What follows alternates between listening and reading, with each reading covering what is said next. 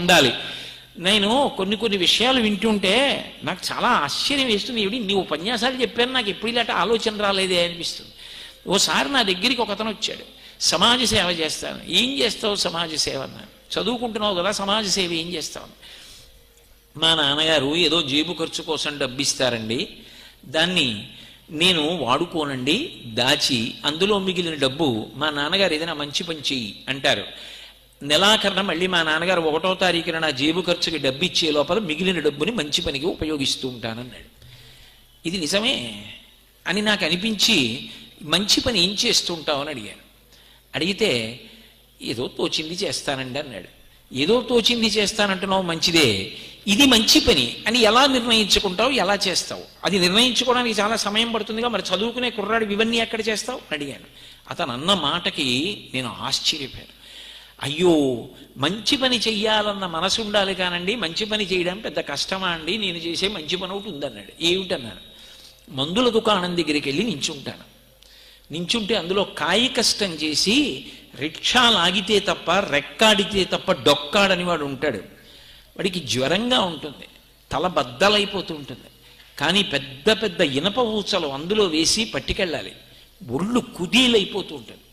వాడు ఎక్కడికో వెళ్ళి మొత్తానికి ఉన్న డబ్బులతో మందులు రాయించుకుని తెచ్చుకుంటాడు. ఆ వైద్యుడు 5 రోజులు వేసుకోమని మందులు రాస్తాడు. అక్కడికి పట్టుకొచ్చి ఎంత అవుతుందంటాడు. 5 రోజులకి 150 రూపాయలు అవుతుందంటాడు. ఒక రోజుకి ఎంత అవుతుందంటాడు. 30 రూపాయలు అవుతుందంటాడు. ఒక పూటకి ఎంత అవుతుందంటాడు. ఒక పూటకి 3 మాత్రలు వేసుకోవాలన్నా 10 రూపాయలు అవుతుందయా అంటాడు. ఒక పూటకి ఇవ్వండి అంటాడు. ఒక పూటకి వేసుకుంటే తగ్గదయా అంటాడు. అంతకన్నా డబ్బు ఉంటే కదూ, ఒక్క పూటకి ఇవ్వండి చాలు, తర్వాత సంగతి చూద్దాం అంటాడు. అప్పుడు నేను 140 రూపాయలు వేసి 5 రోజుల మందులు కొనిచ్చి పంపిస్తాను. అంతకన్నా యోగ్యత, మంచి పని, వాడు అవసరంలో ఉన్నాడు, వాడి దగ్గర లేదని నిశ్చయించుకోవడానికి నాకు ఇంకా అగ్ని పరీక్ష ఎందుకండి? నాకు మిగిలినటువంటి మా నాన్నగారు ఇచ్చిన డబ్బు నేను అలా ఓ పేదవాడికి సాయం చేస్తాను. వాడి ఒళ్ళు కుదిరిందనుకోండి, వాడు బలంగా ఉన్నాడు అనుకోండి, వాడి శారీరక బలం వల్ల సంపాదించిన దానితో ఇల్లు నిలబడుతుంది. కాబట్టి అదే నాకు వాడు మంచి పని చేయడానికి ఆధారం అండి.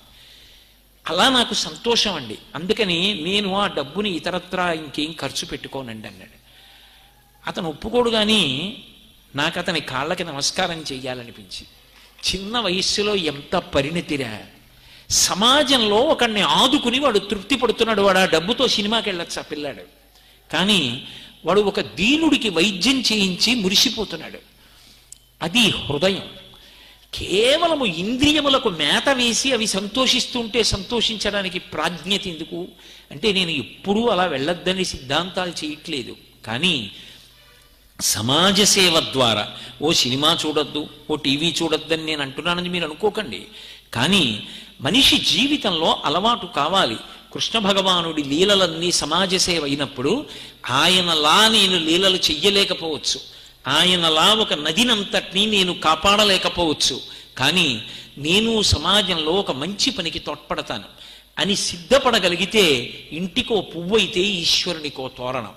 అప్పుడు దేశమంతా సౌభాగ్య పథంలో నడుస్తుంది. బలవంతులందరూ బలహీనుల చెయ్యి పట్టుకుంటే అందరూ ఆనందంగా ఉండరు.